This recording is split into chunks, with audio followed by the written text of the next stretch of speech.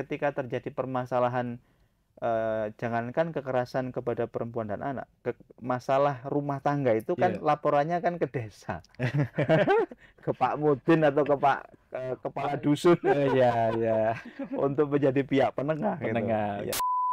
Kemajuan teknologi itu begitu cepat sekali gitu, tidak sebanding, tidak diimbangi dengan kemampuan kita beradaptasi. Iya. Di tahun 2024 itu masih yang cerai gugat Iya. itu 59.000, masih sangat tinggi.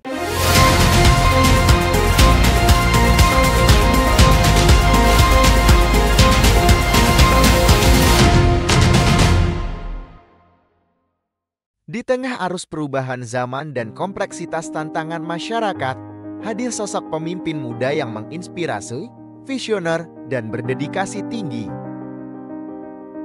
Puguh Widji Pamungkas, lahir di Malang, 30 Oktober tahun 1984, beliau menapaki perjalanan hidup dari akar pendidikan yang kuat dan semangat pengabdian sejak dini. Mengawali pendidikan di SDN 3 Sukoanyar Wajat, kemudian melanjutkan ke SMPN 1 Wajat dan SMAN 1 Gondang Legi. Puguh muda telah menunjukkan tekad yang besar untuk terus berkembang. Ketertarikannya pada ilmu pengetahuan membawanya menempuh pendidikan S1 Kedokteran Hewan di Universitas Udayana Bali. Dilanjutkan dengan Magister Manajemen SDM di STI Malang Kucekwael, hingga akhirnya meraih gelar Doktor Ilmu Sosial dari Universitas Merdeka Malang. Saat ini, beliau mengabdikan diri sebagai anggota DPRD Provinsi Jawa Timur dengan fokus pada pembangunan masyarakat berbasis kolaborasi, inovasi, dan pemberdayaan. Di luar tugas legislatif, Dr.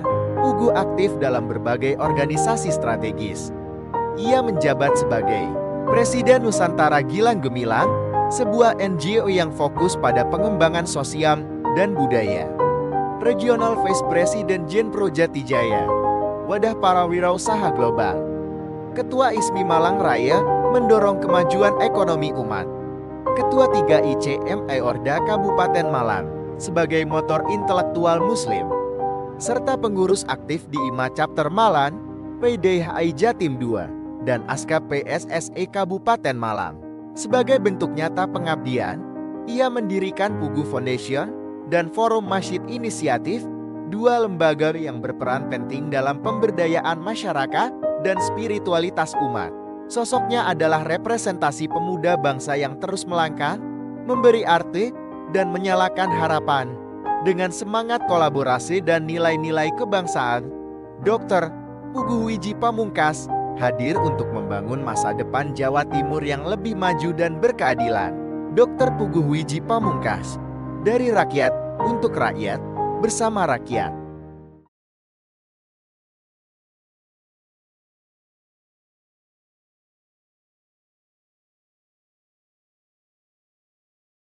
Assalamualaikum warahmatullahi wabarakatuh. Tribuners, pembaca harian Surya dan warga Jawa Timur dimanapun berada, kembali bersama saya Iksan Fauzi, jurnalis harian Surya Tribun Jatim Network.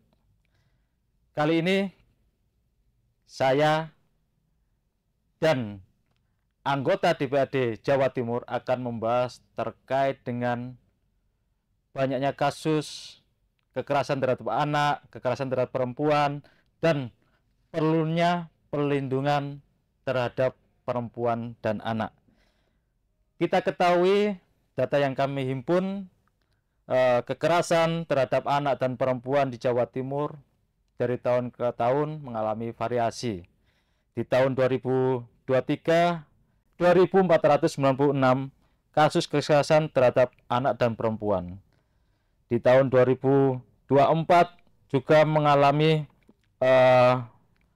kurang lebih jumlah yang sama.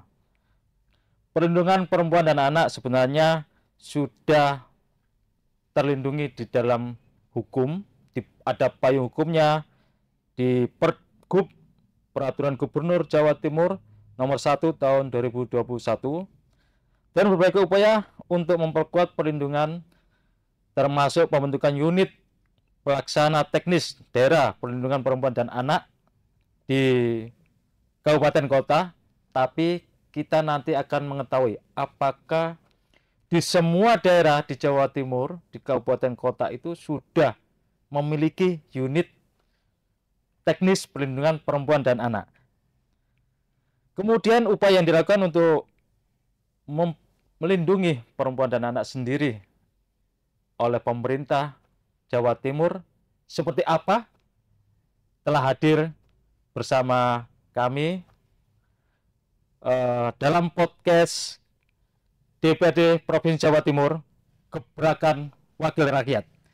Bersama saya Bapak Dr. Pugu Wiji Pamungkas. Yeah. Apa kabar Pak Pugu? Alhamdulillah baik Mas Ihsan. Sehat nggih, Pak? Alhamdulillah sehat. Mas Ihsan baik ya? Alhamdulillah. Ini rasanya Pak Pugu setelah jadi anggota DPRD Jatim Komisi E, ya, Komisi E, alhamdulillah. itu berkaitan dengan problematika di masyarakat. Betul. Kira-kira sudah berapa banyak masyarakat yang sudah melapor ke Pak Pugu ini? Ya luar biasa ya, karena komisi ini kan kesra, kesejahteraan rakyat, jadi boleh dikata ini adalah komisi yang menyangkut hajat hidup masyarakatnya Jawa Timur secara detail, secara fundamental.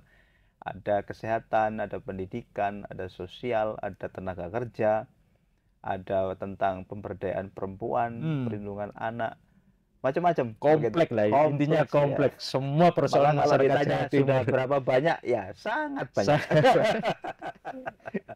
Semoga Pak Teguh, Bapak Dokter Pugu ini kuat dan selalu mendampingi masyarakat Jawa Timur. Terima kasih.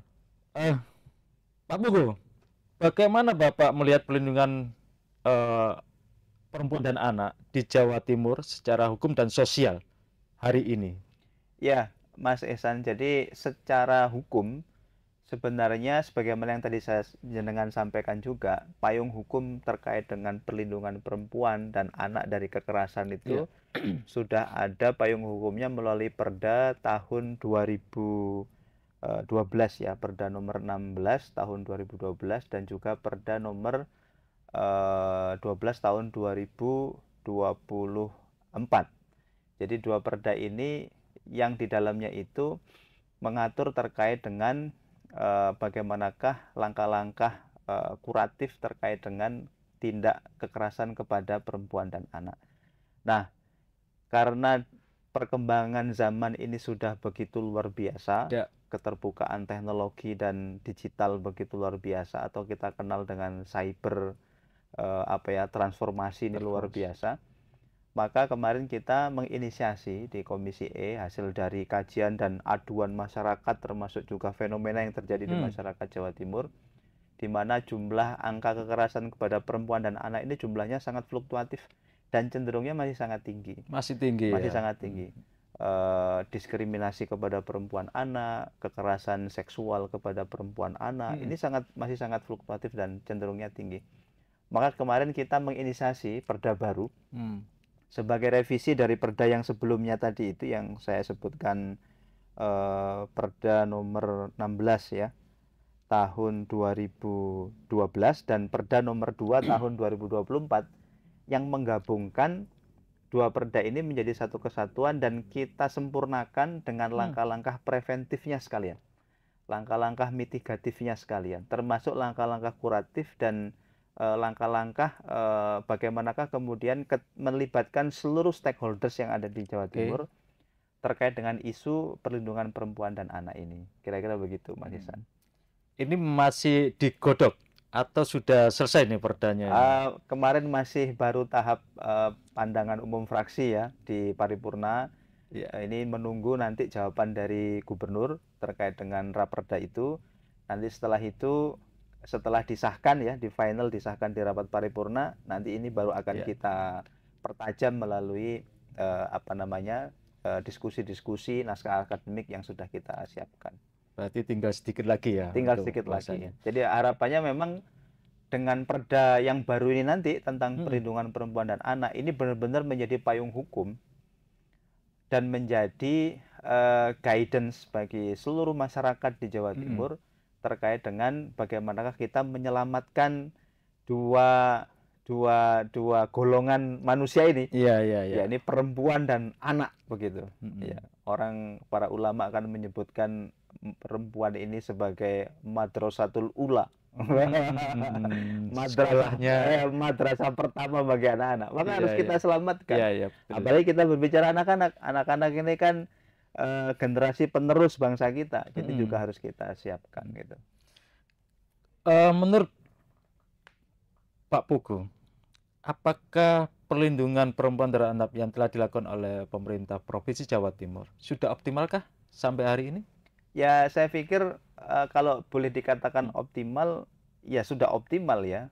Cuman memang ya namanya program ini kan harus terus selalu disempurnakan. Karena kan, kenapa demikian? Karena fenomena yang terjadi kejadian di lapangan juga terus berubah. Berubah ya. Mengikuti dinamika, Dinamis ya. dinamis sekali begitu. Sehingga memang ya harus terus disempurnakan. Ya istilahnya itu terus dilakukan langkah-langkah penyempurnaan terkait dengan program-program yang sudah ditetapkan ya di DPRD ataupun di eksekutif itu sendiri. Jadi misalkan terkait tadi yang disinggung oleh Pak Ihsan, optimasi peran UPT di 38 kabupaten kota di dalam mereka memitigasi, menerima aduan, memfasilitasi sampai memecahkan masalah.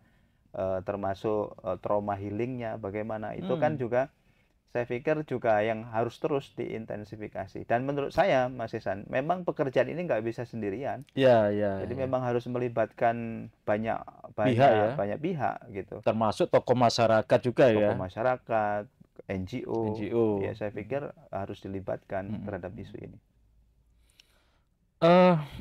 Kalau tadi Pak Pugu menyinggung soal unit teknis perlindungan perempuan dan anak di Jawa Timur.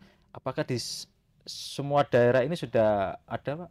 Hampir semua sudah ada. Sudah ada semua ya. Hampir semuanya sudah ada. Termasuk call center sudah disediakan. Tetapi memang tadi itu di beberapa kabupaten kota itu angka kekerasan atau kejadian terkait dengan kekerasan kepada perempuan dan anak ini kecil. Padahal sebenarnya fenomena lapangannya banyak ya. Nah, kenapa terjadi demikian? Karena nggak dilaporkan. Itu karena si korban ini takut atau bagaimana itu? Ya itu kan sangat kompleks ya kalau kita berbicara. Misalkan ini kasus kekerasan seksual. Ya kan.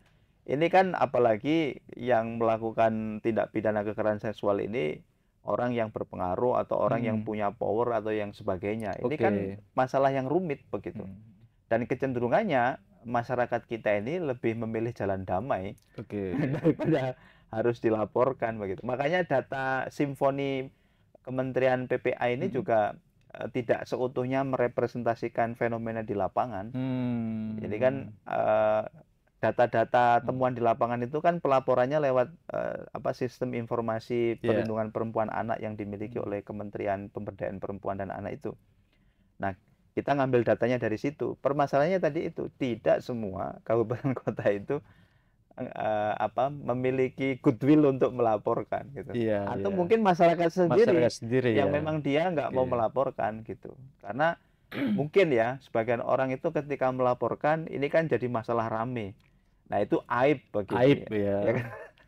Aib bagi dia dan seterusnya. Jadi kira-kira kalau melihat katakanlah masyarakat itu yang enggan atau takut melaporkan, ada nggak nanti peran dari pemerintah sendiri atau aparat penegak hukum itu untuk menggali supaya mereka mau melaporkan, diproses gitu kan, tapi data mereka, identitas mereka tetap dirahasiakan dijaga. Ya saya pikir jalan tengahnya itu dengan sekarang kan Dinas DP3AK Provinsi Jawa Timur ada salah satunya itu membuka call center. Call center ini kan mensederhanakan laporan ya. Jadi orang mungkin kalau tidak mau terblow up media ataupun ke ranah hukum, aparat penegak hukum mungkin bisa lewat call center itu. Dan di Dinas DP3AK ini di UPT-UPT itu sudah ada orang-orang yang disiapkan untuk menjadi tadi itu trauma healing tadi itu menjadi konselor lah ya, konselor untuk memecahkan masalah itu. Nah, ini saya pikir terobosan ya. Oke, ya, ya. Meskipun memang menurut saya hari ini kan kita ini punya satu instrumen namanya kader kesehatan desa yang dibentuk oleh pemerintah ya. Di desa-desa itu ada kader kesehatan desa. Melibatkan institusi ini atau golongan ini termasuk pemerintahan desa untuk sebagai langkah mitigasi. Ya, oke. Ini sangat penting menurut saya. Jadi orang sudah di lokus paling kecil itu sudah terselesaikan gitu. Bahkan mungkin sinyal-sinyal terjadinya kekerasan pada perempuan dan anak sudah dideteksi sedini mungkin sehingga tidak sampai terjadi masalah yang membesar begitu. Jadi kader-kader kesehatan desa ini juga merangkul keluarga ya, langsung ke keluarga itu ya. Kan mereka ini kan hadirnya mendampingi ibu-ibu hamil, mereka yang mau menikah, bayi ya, termasuk mengawal posyandu dan sebagainya. Nah, saya pikir tidak ada salahnya kalau mereka ini juga diberikan tupoksi untuk tadi itu mengawal, memitigasi terkait dengan isu perlindungan perempuan dan anak gitu. Pak Pugu tadi menyampaikan tentang call center yang telah dibangun oleh pemerintah. Seberapa responsif mereka terhadap perlindungan perempuan dan anak? Ya, saya pikir ini memang kalau ditanya seberapa responsif ini tentu jawabannya masih agak subjektif ya. ya tadi itu berbagai macam faktor memang masih terjadi. Tetapi paling tidak ini kan menjadi salah satu alternatif yang sudah dihadirkan. Tinggal menurut saya itu membangun kesadaran di tengah-tengah masyarakat. Menyampaikan kepada masyarakat, menyampaikan kepada aparat pemerintahan desa di level paling bawah itu bahwa oh ini loh kalau ada situasi yang seperti ini salurannya seperti ada salurannya gitu ya. Gitu. Ada salurannya jelas gitu. Kalau kita ketahui bersama kan begini Mas Isan, di kultur masyarakat kita di desa-desa ketika terjadi permasalahan jangankan kekerasan kepada perempuan dan anak, masalah rumah tangga itu kan laporannya kan ke desa, ke Pak Mudin atau ke Pak kepala dusun, untuk menjadi pihak penengah. Gitu. Ya, makanya kan ini menurut saya kecukupan literasi masyarakat bahwa sekarang ini ada call center. Kalau call center itu kan lebih private ya. Orang mungkin tidak perlu terekspos secara identitas. Ya, tidak perlu terekspos, tidak perlu diketahui oleh banyak orang, tetapi dia cukup akses lewat smartphone-nya dia, lewat telepon yang disediakan itu sudah selesai begitu. Kalau dibawa ke balai desa, diadukan nanti kan, kasihan juga mereka. Itu mungkin salah akhirnya satunya. Menjadi korban kan dia kan. Oke. Pak Pugu, Pak Pugu udah mengetahui seberapa besar peranan masyarakat, NGO, ya kan, pemerintahan sendiri terhadap perlindungan perempuan dan anak ini di Jawa Timur. Mungkin mereka pernah audiensi dengan Pak Teguh di gedung dewan atau diskusi di tempat-tempat luar atau dalam pertemuan-pertemuan yang lain gitu ya. Kalau NGO saya beberapa kali bersama dengan KPAI ya, KPAI Jawa Timur. Salah satunya pas terjadi kasus di Kota Batu beberapa tahun yang lalu, di mana ada anak yang dibully temannya sampai dia akhirnya meninggal itu kan di rumah sakit. Ternyata memang akar permasalahannya itu ya di keluarga. Jadi pola asuh kasih sayang di keluarga ini yang tidak dia dapatkan, pendidikan karakter dasar yang seharusnya dia dapatkan di rumah itu tidak dia dapatkan karena ada permasalahan di rumahnya, sehingga dia ini mengambil banyak listen itu justru dari masyarakat sekitar yang heterogen tadi, yang mungkin ini konsumsinya untuk orang-orang dewasa begitu, termasuk juga dari gadget, dari tontonan-tontonan atau game yang dia lakukan itu, yang menontonkan kekerasan dan sebagainya, dan itu pada akhirnya membuat dia itu melakukan itu. Hasil dari ini. Jadi beberapa kali saya berjumpa dengan kawan-kawan KPAI Jawa Timur ataupun di Malang Raya, rata-rata memang kasusnya demikian begitu. Nah, peran mereka saya pikir sangat signifikan ya, membantu pekerjaan pemerintah ya. Dan itu yang tadi saya sebut itu, bahwa mungkin ke depan perlu komunikasi yang intens ya antara pemerintah dengan teman-teman di NGO, terutama yang concern di bidang perempuan dan anak itu, supaya mereka ini juga dalam tanda kutip terfasilitasi. Apapun itu kan teman-teman ini juga dari kantong mereka untuk mereka gitu. Ya, Kadang-kadang juga kasihan juga karena juga mendampingi memediasi kasus-kasus kayak gitu juga pasti butuh biaya butuh begitu. biaya, waktu, tenaga Waktu, juga kan tenaga, ya. pikiran dan sebagainya. Saya pikir ini yang ke depan harus dikolaborasikan dengan kuat. Tadi Pak Pugu mengatakan bahwa keluarga adalah memiliki peranan sangat besar terhadap perlindungan terutama anak ya, itu kan. Nah, persoalan yang terjadi hari ini adalah media sosial, di mana barangkali banyak orang tua yang tidak bisa mengakses alat komunikasinya anak-anak, gitu kan. Nah ini masalah juga. Nah itu bagaimana itu nanti kan? Ya makanya ini kan sedang mau digagas terkait dengan apa namanya Perda Keterbukaan Informasi, ya turunan dari mungkin terkait dengan Undang-Undang ITE ya dan sebagainya itu. Saya pikir memang ini harus dibatasi ya. Ya. Aksesnya anak-anak kepada media sosial. Apa namanya, makanya kemarin pada saat Komdigi itu mau membuat apa semacam kayak pembatasan terkait dengan penggunaan akses media sosial bagi anak-anak di usia sekian sampai sekian itu, saya pikir itu bagus, perlu diwujudkan menurut saya. Dan ini memang apa ya, bukan pekerjaan yang mudah.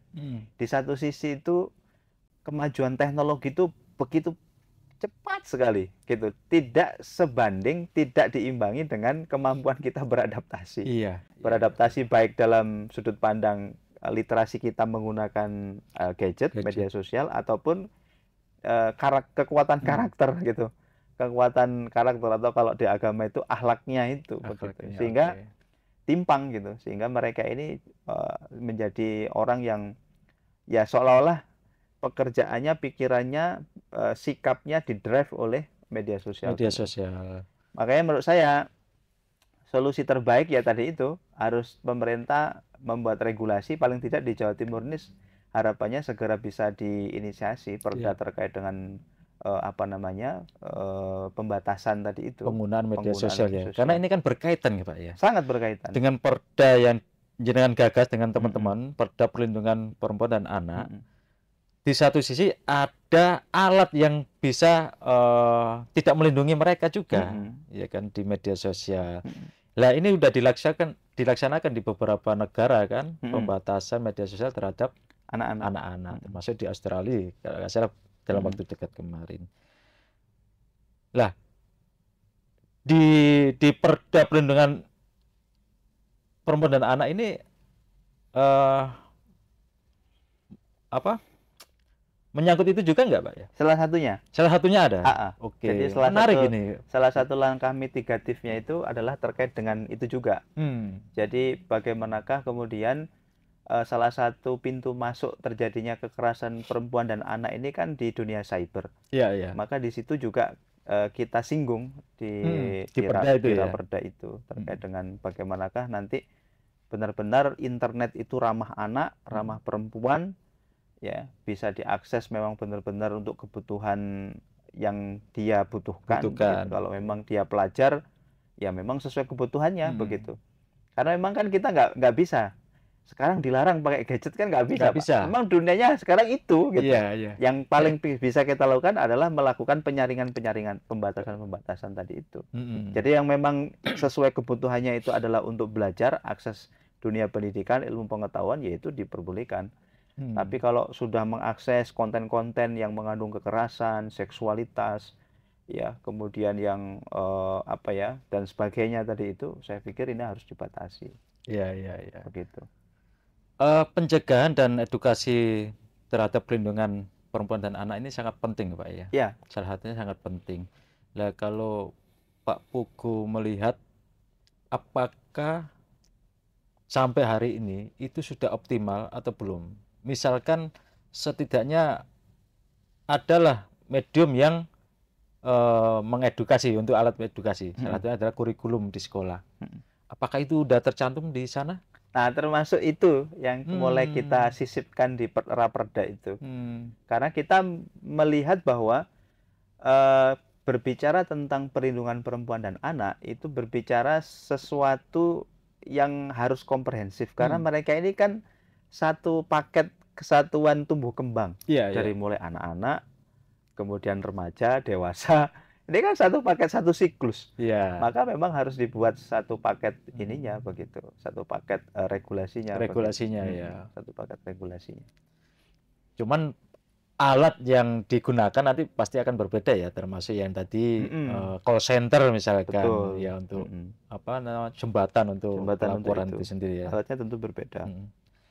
Menurut Pak Pugo, seberapa besar sih pengaruh budaya patriarki di Jawa Timur ini terhadap kasus kekerasan terhadap perempuan dan anak atau perlindungan perempuan dan anak? Ya, kita ini kan hidup di Jawa Timur ya. Yang kita tahu bahwa kultur budaya masyarakat Jawa Timur ini kan kalau boleh di klaster itu ada Jawa Mataraman, Jawa Arek, ada Pendalungan, kombinasi Jawa Madura dan Madura begitu. Yang kita tahu mereka ini memiliki ciri khas yang luar biasa gitu. Kalau kita berbicara yang agak ke barat, Mataraman mungkin karena terpengaruh dari apa namanya daerah Jawa Tengah, agak halus dan sebagainya. Dan data faktualnya memang menunjukkan demikian. Kekerasan kepada perempuan anak itu memang terbanyak itu dari zona Arek ini. Surabaya Raya, lalu kemudian Malang gitu kan. Gresik. Ini menjadi penyumbang. Jadi memang ya tadi itu ya menurut saya ini kan kita itu harus mengelaborasi antara kemajuan zaman yang begitu cepat lalu kemudian kesiapan kita sebagai masyarakat Jawa Timur dengan berbagai macam kultur, budaya, dan latar belakang masyarakatnya. Ini kita harus berelaborasi nih. Kalau nggak seperti itu akan susah sekali begitu dalam menyiapkan generasi apa namanya anak-anak kita yang terselamatkan dari tadi itu kekerasan terhadap anak-anak tadi itu. Kira-kira seperti itu, Mas Ihsan. Peranan DPRD Jatim sendiri dalam pengawasan instansi maupun apa namanya tadi unit teknis perlindungan perempuan dan anak itu ada nggak catatan-catatan yang telah didapatkan oleh Pak Pugo sendiri? Ya, secara rutin kita itu kan rapat koordinasi ya dengan UPD terkait ya misalkan Dinas Perlindungan Perempuan dan Pemberdayaan Perempuan dan Perlindungan Anak dan Kependudukan DP3AK. Secara rutin kita rapat koordinasi, kita minta data-data, kita minta keterangan, kita minta apa namanya data faktual di lapangan yang terjadi seperti apa, termasuk ketika ada aduan, ada kasus di lapangan. Jadi biasanya kita meminta keterangan, meminta pendapat, meminta ini kira-kira bagaimana dan seterusnya. Disitulah kita biasanya melakukan perbaikan ketika memang harus dilakukan perbaikan. Dan saya pikir hari ini kita kan di era keterbukaan ya, ini sangat cepat sih menurut saya. Ketika ada kasus, biasanya ketika apalagi itu nyampe di telinganya anggota dewan, ini biasanya kita langsung action cepat, langsung cepat aja, langsung action. Kita telepon, ini Bu mohon izin ada masalah begini dan sebagainya, bagaimana tindak lanjutnya dan sebagainya. Yang terbaru apa? Kasus apa kira-kira yang dilaporkan ke DPRD Jawa Timur gitu? Kalau atau laporan ke DPRD saya pikir hampir tidak ada ya. Oh gitu ya. Tidak ada. Cuman kalau ya tadi itu. Jadi lebih pada ke pribadi anggota dewan yang dapat dilaporkan. Yang lebih banyak itu memang tadi itu grab datanya kita itu kan dari aplikasi Simfoni itu. Oh gitu ya. Nah apa namanya yang selanjutnya itu mereka ya ke apa namanya ke UPT tadi itu, ke Dinas Pemberdayaan Perempuan apa perlindungan anak yang ada di kabupaten kota tadi itu. Itu yang ini sih apa namanya yang sekarang sedang terjadi begitu, yang alurnya itu ya. Kayak kemarin misalkan di Jombang apa di mana itu ya yang ada anak-anak sekolah pelajar SD yang ngebukin temannya begitu. Oh iya. Nah, yang begitu-begitu itu. Langsung atau yang terakhir kemarin misalkan kasus yang apa anak-anak SD nyawer biduan gitu. Itu Tulungagung ya? Tulungagung. Tulungagung ya. Heeh, Oke. Tulungagung. Jadi kasus-kasus seperti itu ya. Jadi di Jawa Timur memang beragam kasusnya kan. Sangat beragam. Ini Hmm. tidak terlepas dari beragamnya latar tadi itu, latar Budaya dan karakter masyarakat. masyarakatnya. Memang Jawa Timur sangat heterogen banget ini. Iya kan. Tidak lama ini juga kasus di mana di Blitar. Itu kan yang korbannya adalah anak-anak. Di Malang juga Malang, barusan ya. viral itu kan. Viral ya yang di pesantren itu ya. Iya, di pesantren Yang itu. dipukul itu ya. Jadi memang anak-anak dan perempuan ini menjadi apa Ya, istilahnya objek. itu? Objek ya, objek yang Objek harus kekerasan ini. begitu. Termasuk kalau kita melihat itu kan salah satunya itu terkait dengan tingginya angka perceraian misalkan. Oke. Salah satunya itu kan penyumbangnya itu kan KDRT, kekerasan dalam rumah. Makanya sekarang itu kan jumlah perempuan di Jawa Timur itu 20,9 juta, Mas Isan. Lebih banyak dari jumlah laki-laki. Dan yang menariknya dari 10,8 jumlah rumah tangga yang ada di Jawa Timur, 19%-nya itu dipimpin oleh perempuan atau setara dengan 2,7 juta.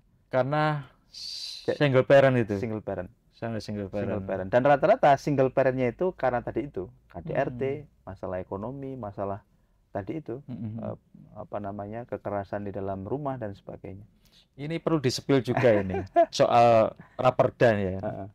Apakah juga mengulas tentang ini juga, mengulas tentang KDRT itu juga, oh iya, atau perceraian di masyarakat Jawa Timur. Makanya yang di highlight oleh kita itu kan terkait dengan apa namanya tingginya angka perceraian. Jadi angka perceraian Jawa Timur itu masih di atas 50.000 loh.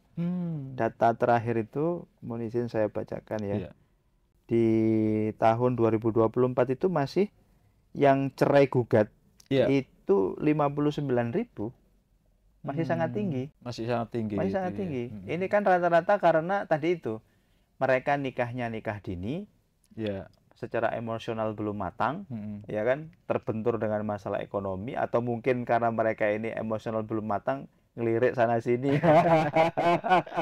di ghosting akhirnya tiba-tiba ditinggal sama suaminya, atau masalah ekonomi kemudian yang salah satu pergi jadi TKI atau TKW, ya jadi pekerja migran, di sana pacaran lagi, nikah lagi, ketemu gebetan baru kayak begitu.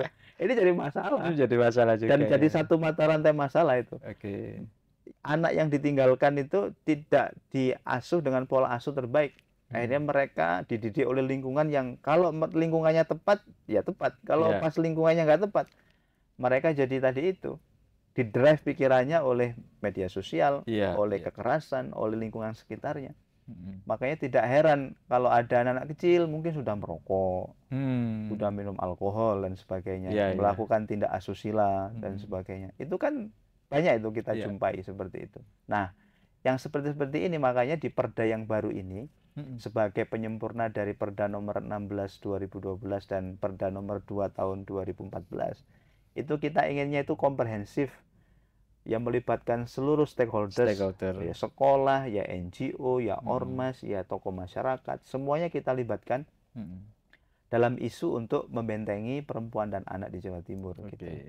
Karena tadi itu isunya, Mas, kalau kita tidak melakukan langkah-langkah mitigatif dari sekarang, preventif dari sekarang, Jawa Timur itu pemilik jumlah penduduk terbanyak kedua loh. Di Indonesia. Tinggi banget. Kalau kita berbicara backbone-nya pertumbuhan Indonesia, dalam apa namanya dalam aspek sumber daya manusia, ya kita akan berbicara Jawa Timur salah satunya. Nah, kalau generasinya tidak disiapkan dengan kuat, anak-anaknya tidak dilindungi dengan apa namanya dengan payung hukum yang kokoh dari sejak dia sekolah, remaja sampai dia dewasa, ini jadi bahaya.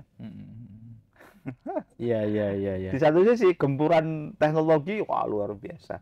Teknologi dan informasi ya, sangat luar itu biasa. Yang dan nggak bisa dibendung lagi ini. Nggak bisa dibendung. Nggak bisa dibendung. Apalagi kalau nanti si siapa namanya Elon Musk, Starlink-nya masuk Indonesia, itu internet di desa-desa nggak pakai kabel. Iya. Wah, itu luar biasa. Makanya kan ini inland, Mas. Judi online, ya kan? Judi online, kemudian bahkan data yang dirilis oleh Menteri Sosial kan hampir sekian ratus ribu penerima bansos itu Iya. ternyata digunakan untuk judi online. Iya, Iya kan, ini kan, wah ini berat sekali. berat ini. Heeh. Ini berarti tugas pemerintah dan anggota dewan ini juga berat ya. Ya, tokoh masyarakat juga ya kan. Kita sama-sama untuk mengedukasi pada masyarakat kita. Pak Buku, tapi saya kira saya dan masyarakat Jawa Timur ingin tahu dong, kira-kira hal utama apa yang ada di Raperda Perlindungan Perempuan dan Anak ini yang sedang digodok oleh Yang sedang digodok ya. DPRD. Iya. Jadi memang poin pentingnya itu adalah bagaimana nanti perda ini menjadi payung hukum bagi penyelenggaraan sistem penyelenggaraan perlindungan perempuan dan anak yang ada di Jawa Timur. Jadi menjadi satu paket sistem perlindungan yang komprehensif, efisien dan efektif. Jadi komprehensif, efisien dan efektif, karena nanti itu tidak hanya sekedar kita berbicara perda ini mengatur tentang bagaimana langkah kuratif ketika terjadi kekerasan, enggak. Tetapi langkah-langkah sebelumnya, preventifnya itu juga dituangkan di dalam di dalam perda ini. Makanya tadi kalau Mas Ihsan singgung terkait dengan apa peran sekolah misalkan, itu nanti di situ juga akan dicantumkan begitu. Bagaimanakah sekolah itu tidak hanya sekedar melakukan proses belajar mengajar, tetapi juga menghadirkan kualitas pendidikan karakter yang kuat ya, sehingga mereka ini terbentengi dari tadi itu penetrasi arus informasi dan digital yang begitu luar biasa. Jadi poin pentingnya memang nanti akan lebih komprehensif. Jadi tidak hanya berbicara tentang bagaimanakah tindakan ketika terjadi kekerasan kepada perempuan dan anak, tetapi langkah-langkah preventif mitigatifnya juga dilakukan dibahas di perda itu. Ya. Ya, semoga ini memang benar-benar menjadi landasan bagi perlindungan perempuan dan anak. Terakhir Pak Pugu, apa harapan Bapak terhadap pemerintah daerah ya, terutama mungkin provinsi, kabupaten, kota di Jawa Timur, dan masyarakat sendiri terhadap perlindungan perempuan dan anak, supaya dua orang ini ya kan, perempuan dua golongan orang ini, perempuan dan anak ini benar-benar terlindungi dan merasa aman gitu kan, merasa aman. Silakan. Ya, jadi gini Mas Ihsan, kita harus membangun kesadaran bersama bahwa dua golongan orang ini, perempuan dan anak itu memegang peranan yang sangat signifikan terhadap keberlangsungan bangsa kita, keberlangsungan Jawa Timur, keberlangsungan pembangunan. Nah, ini harus menjadi kesadaran. Nah, atas itu lalu kemudian harapannya pemerintah ya, dalam hal ini pemerintah Provinsi Jawa Timur dan juga pemerintah kabupaten kota yang ada di Jawa Timur saling bersinergi, membuka ruang peran dan kolaborasi kepada seluruh stakeholders yang ada di masyarakat, tokoh masyarakat, NGO, dan semua pihak yang kemudian bisa dikolaborasikan untuk bersama-sama mengawal tadi itu, membangun awareness kepada masyarakat. Kita harus bijak nih, meskipun arus informasinya begitu luar biasa dahsyat, kita harus bijak dalam menggunakan media sosial, kita harus bijak dalam menggunakan smartphone yang kita pegang setiap hari. Jadi ini yang saya pikir harus terus dilakukan. Termasuk juga menurut saya harus ada intervensi kebijakan anggaran untuk mengawal ini. Menurut saya porsi untuk mengawal terkait dengan pelindungan perempuan dan anak ini saya pikir harus agak dibesarkan begitu. Terutama di dalam konteks tadi itu, misalkan menyediakan call center yang benar-benar adaptif, responsif. Lalu kemudian yang kedua, konselor yang bisa menjadi trauma healing dan menjadi mediator ketika terjadi permasalahan yang seperti itu. Jadi kan sekarang banyak kita jumpa itu, berawal dari cyberbullying lalu terjadi kekerasan nyata di dunia nyata. Itu kan luar biasa. Datanya itu hampir 55% lebih anak-anak kita yang menggunakan smartphone media sosial itu mengalami cyberbullying. Percakapan mereka di media sosial itu kan luar biasa, saling ejek, saling bully, dan tidak jarang itu berujung di dunia nyata. Dunia nyata. Dunia nyata. Termasuk juga kekerasan seksual itu kan Mm-mm. salah satu pintu masuknya dari tadi itu. Mm-mm. Nah, kalau kita bersama-sama bekerja sama untuk kemudian membentengi ini, ya, baik itu keluarga, orang tua, tokoh masyarakat, ya, para ulama, ya, Ya, kalau ya. kita ini kan 97% rakyat Jawa Timur ini kan Muslim, Muslim. ya kan, artinya kita ini meyakini Al-Quran, Sunnah, Heeh. dawuhe para yai dan para asatid, ustadz, begitu. Ya. Artinya ini harus dimanfaatkan menurut saya oleh Oke. pemerintah Ya, sebagai juru bicara yang Heeh. menguatkan di tengah-tengah masyarakat untuk membangun awareness di tengah-tengah masyarakat. Iya. Kira-kira gitu. Mas Iya, ya. Ya, begitu pentingnya perempuan dan anaknya. Perempuan adalah sebagai sekolah madrasah Madrasah Ula pertama ya pertama. untuk anak-anak Anak-anak. gitu kan. Sementara anak-anak ini adalah generasi Generasi penerus bangsa. penerus bangsa ke depan. Mm-mm. Baik, Tribunal dan pembaca harian Surya, terutama warga Jawa Timur dimanapun berada, perlu kiranya semoga juga nanti Perda Perlindungan Perempuan dan Anak ini segera terwujud Amin. dan segera bisa dilaksanakan oleh pemerintah daerah kan, sehingga perlindungan terhadap perempuan dan anak benar-benar nyata dan bisa dilakukan, Bisa dilakukan. sehingga nanti bisa mengurangi kekerasan terhadap perempuan, mengurangi kekerasan terhadap anak gitu kan, terutama di Jawa Timur.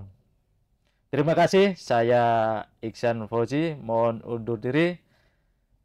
Sampai ketemu dengan anggota DPRD Jatim yang lain dalam program Gebrakan Wakil Rakyat. Wassalamualaikum warahmatullahi wabarakatuh. Waalaikumsalam warahmatullahi wabarakatuh. Terima kasih Pak Puguh. Terima kasih Pak Ihsan. Aku sing keselut terus. Suwe gak podcast.